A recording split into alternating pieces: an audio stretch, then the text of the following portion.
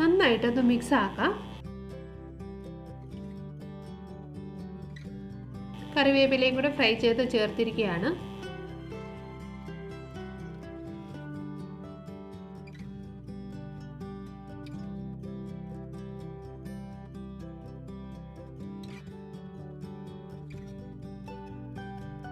നല്ലതായിട്ടൊന്ന് മിക്സ് ആക്കിയ ശേഷം ഉപ്പൊക്കെ പാകത്തിനാണോ എന്ന് നോക്കാം. കുറച്ച് ഉപ്പിൻ്റെ കുറവുണ്ട്, നമുക്ക് കുറച്ച് ഉപ്പ് ചേർക്കാം. നന്നായിട്ടൊന്ന് ഇളക്കിയെടുക്കാം.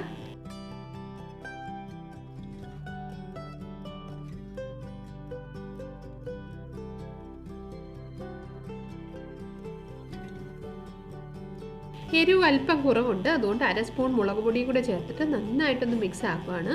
ഇതിലേക്ക് 1/4 സ്പൂൺ മഞ്ഞൾപ്പൊടിയും കൂടെ ചേർക്കാം. ഇനി ഇത് ഗ്യാസിൻ്റെ ഫ്ലെയിം സിമ്മിൽ വെച്ചിട്ട് കുറച്ച്